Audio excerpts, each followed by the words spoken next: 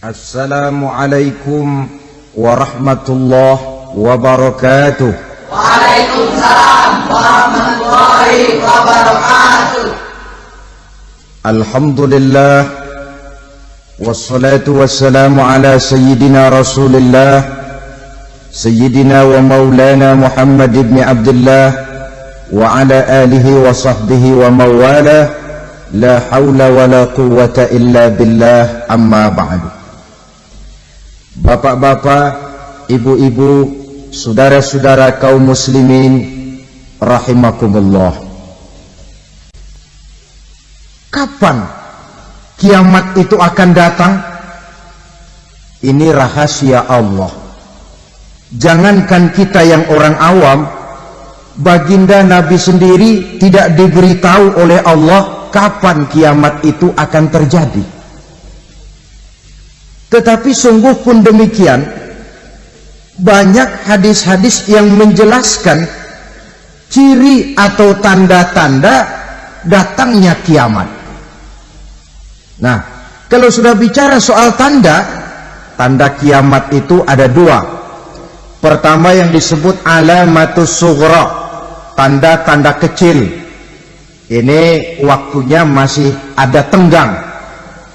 Ada yang dinamakan alamatul kubra, tanda-tanda besar, artinya kiamat sudah diambang pintu. Apa tanda-tanda kecil dari datangnya hari kiamat itu?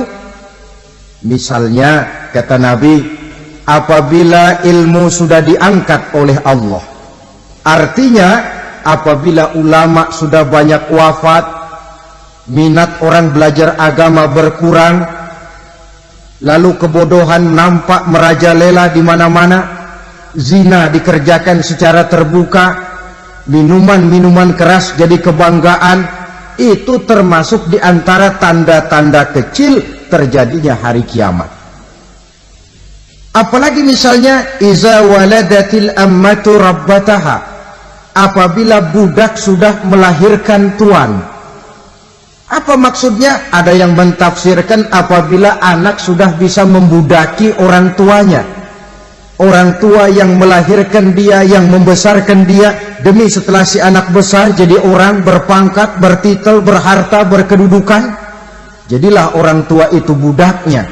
Sehingga sering dibilang kalau orang tua kaya, anak jadi raja. Tapi kalau anak yang kaya, orang tua sering jadi budak. Apalagi munculnya fitnah yang bergelombang, timbul perang antara dua bangsa yang besar, waktu berjalan terasa sangat pendek sekali. Itu merupakan tanda di antara tanda-tanda kiamat. Termasuk di dalamnya sulit membedakan mana laki, mana perempuan. Kan kalau tanda-tanda kayak begini sekarang sudah banyak kita lihat kan? Ulama banyak wafat, penggantinya sulit. Zina dikerjakan berterang-terangan, minuman keras jadi kebanggaan, banyak anak membudaki orang tuanya, sulit membedakan mana laki mana perempuan. Kadang-kadang dari belakang kita lihat perempuan bener, begitu kita colek nengok jenggotan.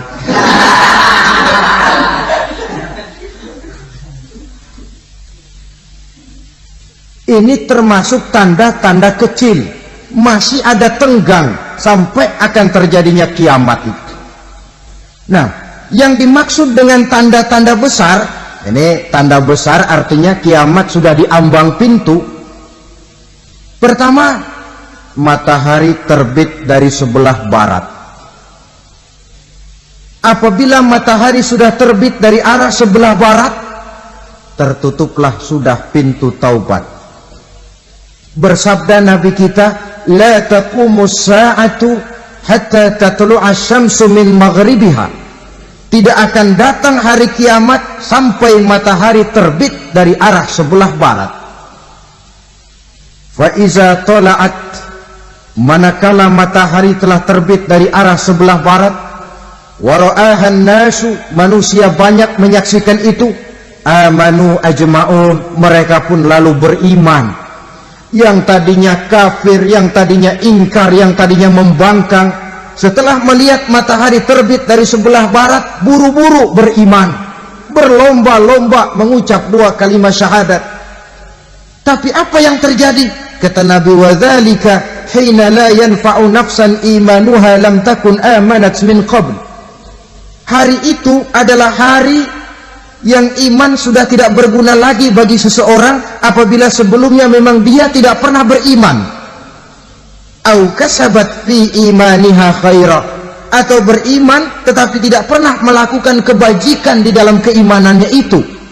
Hari yang sudah kasib, hari yang sudah terlambat, beriman tidak akan ada gunanya lagi. Ini pelajaran buat kita. Sebelum sang surya terbit dari sebelah barat, sebelum nafas sampai di tenggorokan, artinya pintu taubat masih terbuka. Kalau 2 hal itu sudah terwujud, nafas sudah sampai di kerongkongan atau matahari sudah terbit dari arah sebelah barat, tertutuplah sudah pintu taubat. Tak ada lagi gunanya pangkat, jabatan, harta, bahkan beriman pun dalam suasana macam itu too late, kata orang Kulon. Sudah terlambat. Matahari terbit dari arah sebelah barat, itu tanda besar, artinya kiamat sudah diambang pintu. Lalu apalagi tanda besar? Munculnya Dajjal. Dajjal artinya pendusta-pendusta yang menyesatkan manusia. Ada 2 macam Dajjal, saudara. Ada Dajjal kecil, ini Dajjal kelas teri. Kalau ini sejak zaman Rasulullah sudah ada itu. Tiap zaman ada. Di zaman Rasulullah misalnya ada yang bernama Aswad al-Unsi dari Yaman. Ada yang namanya Musailamah al-Kazzab dari Yamamah. Ada yang namanya Ibnu Sayyad dari Madinah. Ini Dajjal di zaman Rasul. Musailamatul Kazzab memproklamirkan diri jadi nabi, dia di zaman Rasul masih hidup. Ini Dajjal zaman Nabi. Di zaman sahabat muncul Dajjal. Di zaman kita sekarang ini Dajjal pun gentayangan. Dajjal kelas teri. Kerjanya mendustakan manusia, menyesatkan manusia, memalingkan manusia dari jalan yang benar dan diridhoi oleh Allah Subhanahu wa ta'ala. Adapun yang merupakan tanda besar dari datangnya kiamat, Dajjal kelas kakap, pembohong besar yang menyesatkan masyarakat manusia berpaling dari jalan Allah mengikuti jalan mereka. Apa sih ciri Dajjal itu? Kata Nabi dalam hadis Bukhari Muslim, Innad Dajjala, sesungguhnya yang namanya Dajjal itu yakhruju, satu saat akan muncul mendekati hari kiamat. Wa inna ma'ahu ma'an, si Dajjal ini membawa air, wa naran, dan juga membawa api. 2 simbol. Di tangan yang satu dia bawa air, di tangan yang satu dia bawa api. Wa ammal ladzi yarahu an-nasu ma'an fanarun, adapun yang orang banyak lihat air, hakikatnya adalah api. Yang dilihat api, hakikatnya adalah air. Oleh sebab itu, kalau api yang ditawarkan, ambillah air. Kalau air yang ditawarkan, pilihlah api. Maksudnya apa ini? Ini bahasa simbol, saudara-saudara. Dajjal bicaranya seolah-olah untuk kepentingan manusia, menawarkan surga. Surga yang dia tawarkan hakikatnya neraka. Hai manusia, kalau kau mau bahagia, jangan dekat-dekat dengan agama. Sholat itu tidak efektif dan efisien, tidak produktif dari segi ekonomi itu. Menghadiri majelis taklim cuma buang-buang waktu. Tahajud, tasbih, tahlil, baca Quran, apa itu? Pekerjaan mubazir saja. Hidup ini cuma sekali, masa yang cuma sekali, manfaatkan dengan sebaik-baiknya. Mumpung, dibawanya sifat mumpung tetapi dalam pengertian yang sangat negatif. Bicaranya seolah-olah untuk kepentingan manusia, tetapi sebenarnya menjerumuskan manusia. Menawarkan air tapi sebenarnya api, menawarkan api tapi hakikatnya air. Buat apa kamu sholat? Buat apa kamu bayar zakat? Buat apa kamu puasa? Surga yang dicanangkan Dajjal hakikatnya neraka. Neraka yang digambarkan Dajjal pada dasarnya adalah surga. Jadi memutarbalikkan fakta itu kerjaan Dajjal. Yang hak jadi batil, yang batil dibilang hak, yang benar jadi salah, yang salah malah jadi benar. Tuntunan disuruh jadi tontonan, tontonan malah menjadi tuntunan. Itu pekerjaan Dajjal profesinya. Zamannya Nabi Adam, Dajjalnya kan iblis. Betul? Betul. Apa sih dan kerayuan iblis itu? Allah setelah menciptakan Nabi Adam kan bilang, Adam, kau dan istrimu Hawa tinggal di surga ini. Seluruh fasilitas yang ada di surga persilahkan kau nikmati. Satu yang tidak boleh, jangan coba-coba dekati pohon khuldi. Dekat saja jangan, apalagi sampai memetiknya. Datang Dajjal yang namanya iblis ini. Adam, kamu tahu nggak kenapa tidak boleh makan buah khuldi? Ya nggak tahu, pokoknya saya dilarang. Bodoh kamu, Dam. Khuldun artinya kekal. Kalau kamu makan itu buah, kau akan kekal di surga buat selamanya. Allah tidak kepengen, maka dilarang kamu makan buah khuldi. Kalau kau ingin kekal di surga, Adam, makan saja. Saya bicara begini ini untuk kepentingan kamu, Adam. Ini kan ciri-ciri Dajjal. Bicaranya sih seolah-olah untuk kepentingan Nabi Adam, hakikat sebenarnya menjerumuskan Nabi Adam supaya ingkar dan melanggar larangan dari Allah Subhanahu wa ta'ala. Jadi setelah muncul Dajjal, timbul kekacauan-kekacauan di masyarakat. Banyak yang terpengaruh, terpedaya dan terpesona. Termasuk mereka yang memproklamirkan diri jadi nabi, mereka yang memproklamirkan diri jadi rasul di zaman sesudah Rasulullah wafat. Itu adalah Dajjal-Dajjal. Maka saya ingatkan, kalau di zaman kita sekarang ini ada orang ngaku jadi nabi, ada orang ngaku jadi rasul, biar bahasa Arabnya kental, Quran hafal, hadis ribuan hadis hafal, biar pakai serban sampai menyengser ke tanah, bahasa Arabnya fasih, tapi dia mengaku jadi nabi, jadi rasul, kita umat Islam wajib tidak percaya. Wajib untuk tidak percaya. Itulah Dajjal-Dajjal zaman kita sekarang ini. Tidak mustahil mereka datang mempengaruhi orang-orang awam supaya berpaling dari Rasulullah, mengikuti mereka. Nah, di akhir zaman nanti, mendekati hari kiamat, Dajjal ini muncul. Dajjal kelas kakap, menyesatkan masyarakat manusia untuk berpaling dari Islam, mengikuti seruan mereka. Apalagi di antara datangnya kiamat itu, tanda yang besar itu, turunnya Nabiullah Isa Al-Masih, putra Maryam. Menurut berbagai hadis yang sahih, Nabi Isa Al-Masih nanti akan turun lagi, tidak membawa risalah yang baru, tapi meluruskan risalah Islam ini yang telah banyak ditinggalkan oleh masyarakat. Bahkan ada hadis menjelaskan beliau akan membunuh Nabi, mematahkan kayu-kayu salib, lalu melaksanakan haji dan umrah mengikuti syariat Nabi Muhammad, bukan membawa agama baru. Menjadi semacam mujaddid, reformer, menyelamatkan manusia dari bisikan Dajjal. Bahkan ada riwayat yang menjelaskan bahwa Nabi Isa berhasil mengalahkan Dajjal, mengembalikan masyarakat manusia kembali kepada ajaran Islam yang datang dari Allah, dibawa oleh Rasulullah Sallallahu Alaihi Wasallam. Dengan kata lain, turunnya Nabi Isa bukan sebagai Nabi dan Rasul baru, tetapi mengikuti syariat Nabi kita Muhammad sallallahu alaihi wasallam.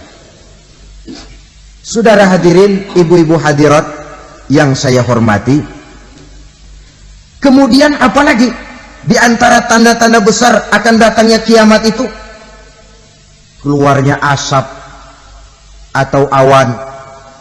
Kata Nabi, inna min asrati sa'ah dukhanan yamla'u ma bainal masyriqi wal maghrib. Di antara tanda-tanda kiamat munculnya awan atau asap yang memenuhi antara langit dan bumi. Ini pun diperkuat dalam surah Ad-Dukhan ayat 10. Fartaqib yauma ta'ti as-sama' bidukhanin mubin fayughshan nas hadza azabun alim. Bagi orang-orang yang beriman, mereka biasa-biasa saja. Tapi bagi orang kufur, datangnya asap dan awan ini merupakan azab yang kelewat pedih. Barangkali sedikit mendekati gambaran tentang azab yang pedih ini, saya ingatkan alam pikiran kita kepada peristiwa yang belum lama terjadi. Pernah dengar berita bocornya reaktor nuklir di Chernobyl, Uni Soviet? Pernah dengar? Bocornya reaktor nuklir di Chernobyl yang mengakibatkan ratusan bahkan sangat mungkin ribuan nyawa. Cuma satu reaktor. Bagaimana kalau seluruh cadangan nuklir yang dimiliki oleh para negara adikuasa ini diledakkan? Bahkan yang konon menurut catatan, cadangan nuklir yang dimiliki bersama oleh Amerika dan Rusia sekarang ini sudah sanggup memusnahkan 6 miliar manusia. 1,5 kali lebih banyak dari jumlah manusia yang nongkrong di permukaan bumi ini. Saudara-saudara hadirin yang saya hormati, lalu saat mendekati hari kiamat, apalagi tandanya? Setelah Nabi Isa wafat, pada saat turunnya yang kedua kali, lalu Allah meniupkan angin sejuk. Semua orang-orang beriman, orang-orang baik wafat, sehingga penghuni bumi ini cuma tinggal lagi terdiri dari orang-orang kafir. Tidak ada lagi di bumi ini yang bisa mengucapkan Allah. Sehingga dalam hadis qudsi itu ada keterangan, innallaha azza wa jalla yaqulu li Israfil. Allah pernah pesan kepada malaikat Israfil, kata Allah, Israfil, iza sami'ta qailan yaqul Allah Allah fa akhirin nafah 40 sanatan ikraman liqailiha. Hai Israfil, apabila kau dengar di permukaan bumi masih banyak orang yang mengucapkan Allah Allah, maka tunda sangkakala kiamat itu 40 tahun. Untuk apa? Ikraman liqailiha, menghormati orang yang mengucapkan Allah Allah itu. Wah, jadi karena sekarang masih banyak yang mengucapkan Allah, besar hatilah kita, masih jauh kiamat itu. Tapi jangan lupa, kiamat pribadi, kiamat kecil itu yang nggak kita sangka-sangka. Ajal datang mencabut nyawa, itu kiamat pribadi, dan itu yang pasti kita hadapi, dan itu yang membuat kita tidak boleh bersikap main-main di dalam kehidupan sekarang ini. Saudara hadirin yang saya hormati, tidak ada lagi orang-orang muslim. Seluruh penduduk dunia ini kafir. Lalu terciptalah struktur sosial yang berlandaskan prinsip hidup semau gue. Bakal terjadilah prinsip di mana yang kaya menyantap yang miskin, yang kuat menindas yang lemah. Hidup sudah bagaikan di rimba belantara, berlaku hukum rimba. Siapa yang kuat dia yang menang, siapa yang lemah menjadi mangsa. Timbul kekacauan, maksiat merajalela, munkarat menjadi-jadi, sehingga isi bumi ini penuh dengan segala macam perbuatan dosa. Tidak ada perlunya lagi alam diperpanjang temponya. Datang saat yang sudah dijanjikan oleh Allah Azza wa Jalla, maka terjadilah yang disebut kiamat kubra, kiamat besar, kiamat hancur-hancuran. Bagaimana kejadian ini dimulai? Dalam surah Az-Zumar ayat 68, Allah Subhanahu wa taala berfirman, "Wa nufikha fis-suri fasa'iqa man fis samawati wa man fil ardi illa man syaa Allah." Maka manakala ditiuplah sangkakala, terkejutlah seluruh yang ada di langit dan seluruh yang ada di bumi. Bila saat kiamat datang, Allah perintah malaikat Israfil, "Israfil, tiup sangkakalamu." Ditiuplah sangkakala oleh malaikat Israfil. Yang akibat daripada tiupan itu, seluruh yang ada di langit, seluruh yang ada di permukaan bumi terkejut. Yang ada di langit siapa? Malaikat kan. Bayangin aja kalau malaikat kaget, apalagi kita. Terkejut seluruh makhluk yang ada di bumi, yang ada di langit mendengar suara sangkakala itu. Bunyinya tidak sanggup kita bayangkan dahsyatnya. Ledakan nuklir, ledakan neutron, belum apa-apa ketimbang bunyi sangkakala malaikat Israfil ini. Nah, lalu mendengar bunyi sangkakala ini, gemparlah makhluk, kacaulah alam. Bumi gempa, planet-planet bertabrakan, gunung meletus, air laut tumpah ke darat, angin topan bertiup, halilintar menyambar. Lalu semua yang bernama hidup mati total. Mati bareng tanpa persiapan. La haula wala quwata illa billah. Saya kadang-kadang dalam tafakur bermohon, ya Allah, mudah-mudahan saya nggak nemuin kiamat beneran. Ngeri, nggak bisa kita bayangkan macam apa suasana seperti itu. Allah saja banyak memberikan gambaran, misalnya Al-Qari'ah, wa mal qari'ah, wa ma adraka mal qari'ah. Kejadian yang menggemparkan. Tahukah kamu apa kejadian yang menggemparkan itu? Yauma yakunun nasu kal farasil mabsus wa takunul jibalu kal ihnil manfus. Pada saat itu manusia berterbangan bagai kupu-kupu, gunung berterbangan seperti kapas ditiup angin. Gunung saja macam kapas, konon lagi manusia. Kematian total, mulai semut sampai gajah mati, jin mati, iblis mati, malaikat mati. Malaikat saja mati.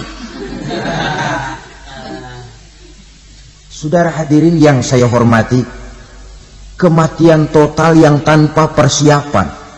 Orang bilang, Pak, kalau mati bareng begitu yang repot malaikat maut dong ya. Cabut sana, cabut sini.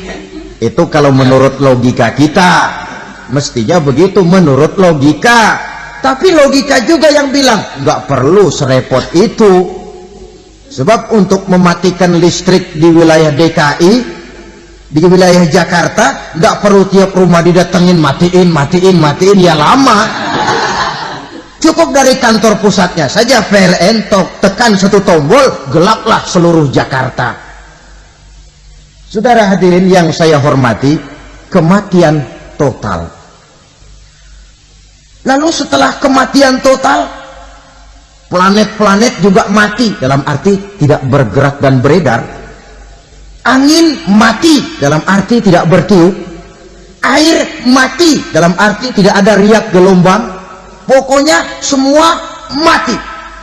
Kullu nafsin za'iqatul maut, semua yang bernafas mati.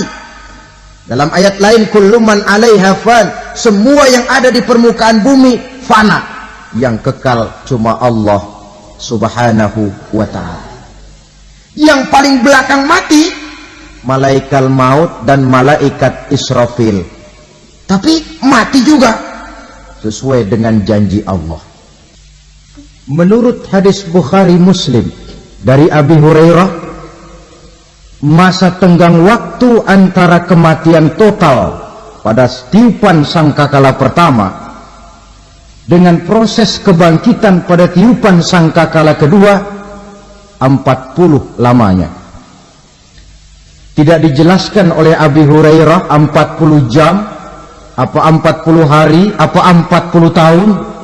Hadis-hadis cuma menyebutkan 40 saja. Sunyi alam yang tinggal cuma Allah saja lagi. Ketika itu Allah berseru-seru, katanya, limanil mulkul yauma, siapa para penguasa hari ini? Mana itu raja-raja dan penguasa yang dulu mengaku jadi Tuhan?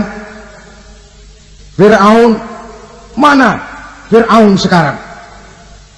Yang dulu jadi raja, merasa berhasil, sombong, lalu tidak mau turun-turun dari kekuasaannya, sampai kepada puncak kekurang ajarannya mengangkat diri jadi Tuhan. Mana itu Fir'aun? Namrus, mana sekarang Namrus? La ilaha illa ana, ternyata tidak ada Tuhan lain selain daripada aku, kata Allah. Proses kemudian, saudara-saudara, turunlah hujan dari langit. 40 lamanya hujan itu, tidak jelas juga 40 jam apa 40 hari. Setelah air turun membasahi, datanglah tiupan sangkakala yang kedua. Semua yang bernama mati bangkit dari kuburnya masing-masing. Ini yang disebut Yaumul Ba'tsi, hari kebangkitan. Allahu Akbar. Pada saat kita bangkit dari kubur kita masing-masing, kumpul di padang mahsyar namanya. Bayangin aja, saya sendiri nggak sanggup bayangin. Manusia sejak zaman Adam sampai zaman kiamat kumpul bareng di tempat sama. Berapa banyaknya itu?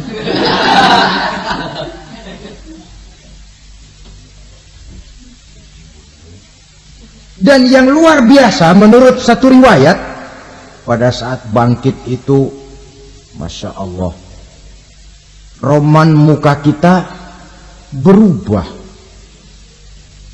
disesuaikan dengan amalan kita waktu di dunia ini. Barang siapa yang waktu di dunia amalannya itu amalan tikus, di akhirat nanti dia bangkit dari kubur, mukanya seperti muka tikus. Gagah betul badannya, tapi mukanya seperti tikus. Kenapa? Amalannya waktu di dunia seperti amalan tikus. Apa amalan tikus itu? Suka ngegeragoti barang yang sudah disimpan rapi-rapi. Orang sudah simpan uang rapi-rapi, simpan perhiasan rapi-rapi, digeragoti oleh tikus. Maling-maling, pencoleng-pencoleng, koruptor-koruptor, itu nanti di akhirat nanti kita lihat mukanya seperti muka tikus. Oh, ini waktu di dunia suka nyolong, hanya seperti muka tikus. Barang siapa yang waktu di dunia ini amalannya itu amalan macan, dia akan bangkit nanti mukanya seperti muka macan. Apa amalan macan? Macan itu amalannya menang-menangan. Orang yang mau menang saja, nggak mau mengalah. Coba lihat di hutan, kenal hutan nggak? Nah. Di hutan, raja hutan di mana-mana pasti macan, betul kan? Betul. Padahal hutan belum pernah bikin pemilihan umum. Tapi macan tidak peduli ada pemilihan umum apa tidak, pokok saya raja. Sebab apa? Macan jadi raja itu bukan karena benar, tapi karena kuat jadi raja. Setelah dia jadi raja, rakyat hutan yang mesti dilindungi malah dimakan oleh raja macan. Kambing rakyat hutan dimakan oleh macan. Ayam rakyat hutan dimakan oleh macan. Itu nanti kita lihat di akhirat itu mukanya seperti muka macan, gagah betul. Lalu barang siapa yang di dunia ini amalannya itu seperti amalan anjing, nanti dia punya muka seperti muka anjing. Apa amalan anjing? Pertama, anjing itu kalau disuruh jaga rumah, dia tidak bisa membedakan mana maling, mana tamu. Biar yang datang maling, kalau bawa tulang, anjing kalem. Yang kedua, anjing itu akan setia kepada siapa saja yang memberinya roti. Siapa yang memberinya roti, itulah majikannya. Apa kata majikannya, pasti dia laksanakan. Soal benar atau salah, dia tidak peduli. Setelah anjing dapat roti, dia tidak punya pilihan lain kecuali bilang, abdi mah kumaha juragan wae ayeuna mah.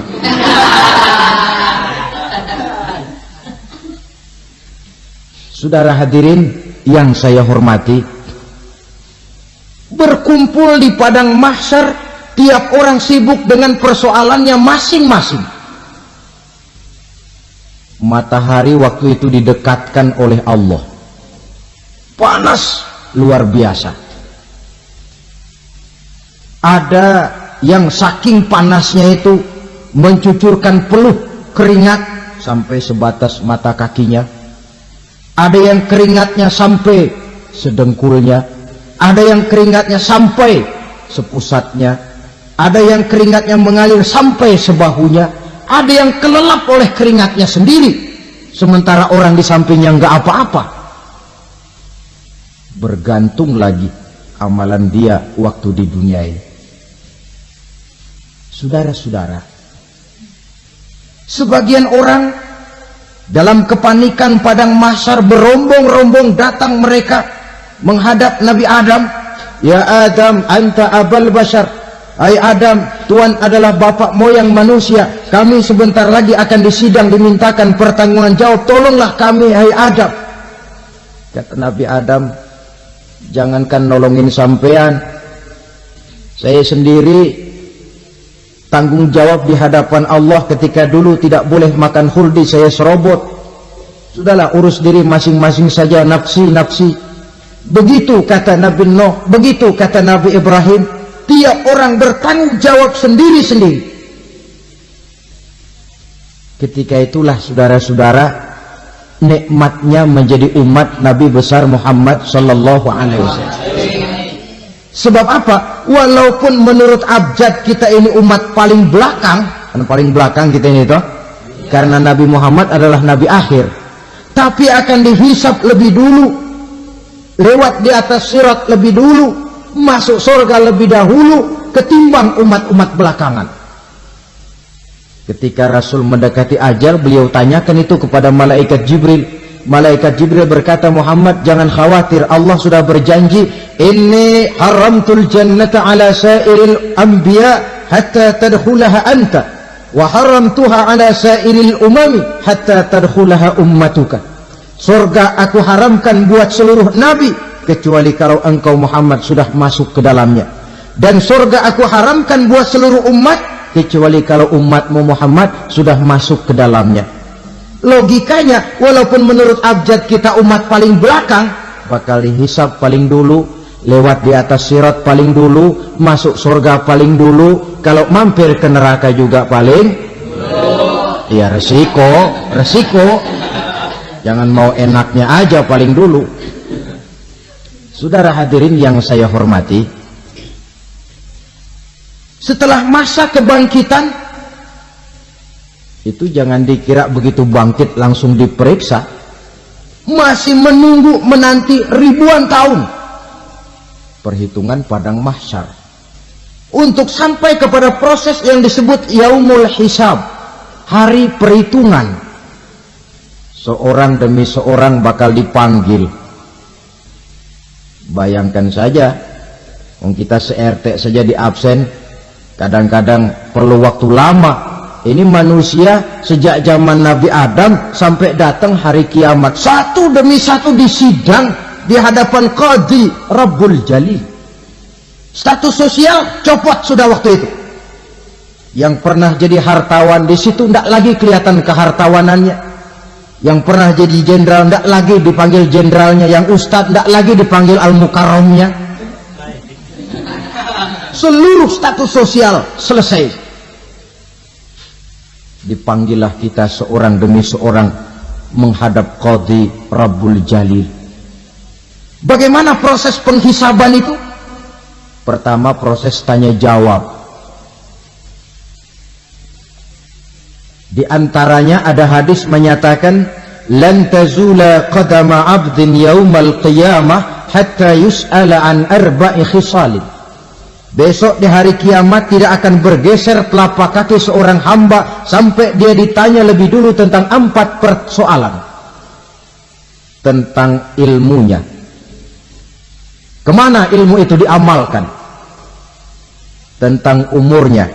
Di mana umur itu dihabiskan? Tentang masa mudanya, kemana masa muda itu dipakai? Tentang hartanya, dari mana harta itu didapat dan kemana harta itu dibelanjakan. Ini termasuk proses tanya jawab. Jadi kalau istilah pengadilan dunia, nama Fulan bin Fulan. Kamu waktu di dunia diberikan umur panjang untuk apa? Pernah mengalami masa muda, kemana kau habiskan masa remajamu? Kau diamanahkan ilmu, dengan apa ilmumu kau amalkan? Kau diberikan harta, dari mana harta kau dapat, kemana kau belanjakan? Tak seorang pun yang bisa mungkir. Sebab apa? Dikala itu yang menjadi saksi bukan orang. Yang menjadi saksi adalah seluruh anggota badan kita. Tangan bicara, kaki jadi saksi terhadap seluruh amalan yang pernah kita kerjakan pada saat kehidupan di alam dunia ini.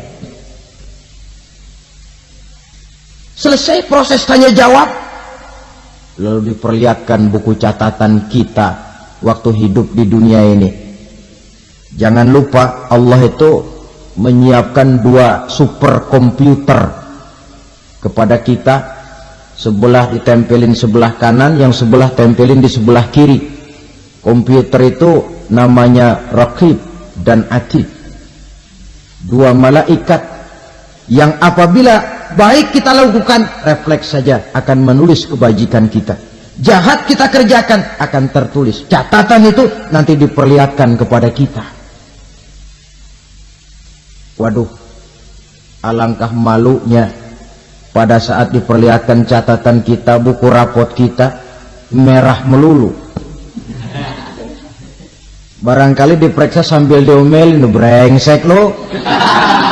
Buku merah melulu begini, bagaimana waktu hidup di dunia? Tidak cukup diperlihatkan buku catatan kehidupan, rekaman kehidupan. Rekaman kehidupan kita secara utuh sejak terlahir sampai ajal datang merenggut nyawa. Barangkali mirip dengan video sekarang ini, di mana terekam dengan baik seluruh kegiatan kita sejak yang sekecil-kecilnya sampai kepada yang sebesar-besarnya. Untuk kemudian kita pun menerima balasan. In khairan fa khairun wa in syarran fa syarrun. Kalau baik ya baik balasannya, kalau jahat ya jahat juga balasannya. Catatan-catatan kita diberikan. Kalau banyak kebajikannya diberikan di tangan kanan dengan cara yang halus. Kalau banyak kejahatannya diberikan dari sebelah kiri atau dilempar dari belakang. Itulah sebabnya sejak di dunia ini kita sudah mohon kepada Allah. Ketika berwudu membasuh tangan kanan, apa kita bilang? Allahumma a'tini kitabi biyamini wa hasibni hisaban yasira. Ya Allah, berikan saya kitab di tangan kanan, dan kalau saya memang perlu dihisap, hisaplah saya yang seringan-ringannya. Tangan kiri berlindung kita kepada Allah, jangan sampai diberikan kitab di tangan kiri atau dari arah sebelah belakang. Wa'udzubika an tu'tiya kitabi bishimali aw min wara'i zuhri, dari arah sebelah belakang. Na'udzubillah min dzalik. Setelah selesai lewat proses penghisaban, lewat mizan, timbangan, maka yang sudah selesai dihisab itu bergeraklah menuju sirat, jembatan yang terbentang menuju surga melalui neraka. Saudara-saudara, panjangnya perjalanan sirat itu memakan waktu ratusan tahun. Tetapi orang yang lewat di atas sirat pun macam-macam, bergantung amalannya ketika di dunia ini. Ada yang lewat di atas sirat itu kalbarkil khatib, seperti kilat yang menyambar, sudah sampai dia di surga. Cepat bukan main. Ada yang lewat di atas sirat itu seperti orang lari-lari. Ada yang lewat di atas sirat itu seperti orang jalan biasa. Ada yang sambil merangkak, ada yang sambil ngesor, ada yang sambil gelayutan, ada yang selamat sampai ke ujung ke surga, ada yang tergelincir jatuh masuk ke dalam neraka, bergantung amalannya dalam kehidupan di dunia sekarang ini. Tiap kita akan melewati yang namanya sirat ini. Saudara-saudara kaum muslimin yang saya hormati, dengan demikian mereka yang selamat melalui sirat sampai ke terminal akhir surga, mereka yang ketika dihisab ternyata banyak kejahatannya daripada kebaikannya, mereka singgah di dalam neraka. Nah, adapun orang-orang yang beriman menurut ayat Quran dan hadis Nabi itu nanti ada bermacam-macam. Ada orang beriman itu yang dimasukkan surga. Ada orang beriman itu yang dimasukkan ke dalam surga. Ada orang beriman itu yang disebut penduduk surga. Kenapa lain-lain, Pak? Karena waktu di dunia amalannya juga lain-lain. Ada orang beriman yang masuk surga. Ini paling murah tiketnya. Mau masuk surga? Kata Nabi begini, ma min abdin qala la ilaha illallah thumma mata ala dhalik illa dakhalal jannah. Kalau seorang hamba sudah mengucap dua kalimat syahadat, dia yakin dengan kebenaran kalimat itu sampai matinya, orang itu akan masuk surga. Abi Dzar yang waktu itu diajak bicara heran, ya Rasul kok gampang betul? Iya, walaupun orang itu mencuri, iya, walaupun orang itu berzina, iya, biar dia mencuri, biar dia berzina, kalau dia sudah mengucap dua kalimat syahadat, dia yakin dengan kebenaran kalimat itu sampai matinya, itu orang akan masuk surga. Jadi masuk surga cukup dua kalimat syahadat, yakin sampai mati, masuk surga. Itu perkara masuk.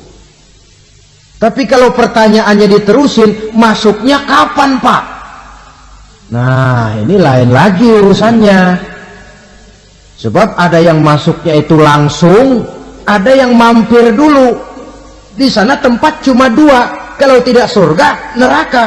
Mau ke surga, tapi mampir dulu. Yang mampirnya jelas di neraka. Kenapa? Dalam hadis qudsi ada riwayat, nanti itu di akhirat, setelah Allah selesai mengatur penduduk surga masuk surga, yang neraka masuk neraka, Allah berkata kepada malaikat Malik, malaikat Malik, la baik ya Allah, itu bajingan-bajingan tengik, manusia-manusia durjana yang waktu di dunia tidak mau sujud, jauh dari ulama, gemar melakukan yang munkarat dan maksiat, hidup di tengah masyarakat selalu jadi bibit keonaran, kufur, sudah masuk neraka semua. Sudah ya Allah. Nah, kalau sudah, coba sekarang kamu masuk, Malik. Saya, iya, masuk neraka. Mau apa ya Allah? Kata Allah, akhriju minan nar man kana fi qalbihi misqala habatin min khardalin min iman. Kau masuk neraka, cari di dalam neraka orang-orang yang ada imannya walaupun kecil sebesar biji zarah, angkat mereka keluar. Masuk malaikat Malik ke neraka. Cari orang yang ada imannya, korek-korek. Ya repot, udah pada gosong. Yang ada imannya diangkat ke atas, yang ada imannya diangkat ke atas. Lalu dimandikan di Nahrul Hayat, namanya sungai kehidupan di akhirat nanti. Cakep lagi rupanya, bersih lagi wajahnya, apel di hadapan Allah. Kata Allah, bagaimana mas? Kapok nggak sampean? Kapok ya Allah. Nah, kalau kapok, idhab fadkhulil jannah, pergi masuk surga sana. Berangkat mereka ke surga, ketemu sama teman-temannya yang udah sampai lebih dulu, yang nggak pakai mampir lagi. Terjadi dialog. Kata teman-temannya yang udah pada nyampe duluan, mas, iya, emang baru sampai? Oh, saya baru sampai. Memang mampir di mana dulu mas? Kita sudah lama sampai di surga. Saudara buka surah Al-Muddatsir ayat 34-35. Ma salakakum fis saqar? Kenapa kamu mampir di neraka Saqar? Qalu lam nakum minal musallin. Mereka menjawab, kami mampir di neraka Saqar mas, gara-gara dulunya kami waktu di dunia tidak pernah sholat. Tidak pernah sholat? Tidak pernah. Kan rumahnya dekat masjid, cuma dekat doang mas.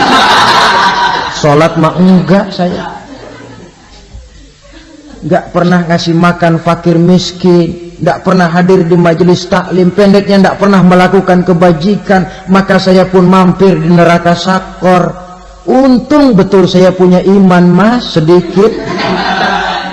Waktu hidup di dunia dulu saya pernah mengucap 2 kalimat syahadat. Sekali-kalinya waktu mau kawin.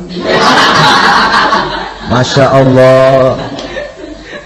Untung saja kawin, kalau nggak kawin polos.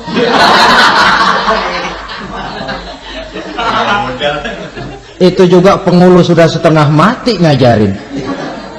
Asyhadu alla, asyaduaan, asyaduaan.